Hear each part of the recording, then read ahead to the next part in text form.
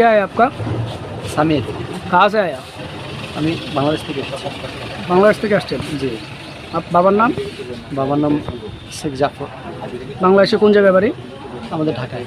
আচ্ছা, এতদিন কোথায় ছিলেন? আমরা এই যে মান্নত পুরা করতে এসেছিলাম। মানে অসুস্থ ছিল ও, তাও ওর সাথে এসেছে আর কি, মান্নত পুরা করতে দরগায়। কোথা থেকে আছেন আপনারা? বাংলাদেশ। নাম কি? কবির খান। আপনার নাম? সামির। বাংলাদেশে কোন জায়গায় বাড়ি? ঢাকা। কোন জায়গায় যাইবেন আপনারা? ধানমন্ডি।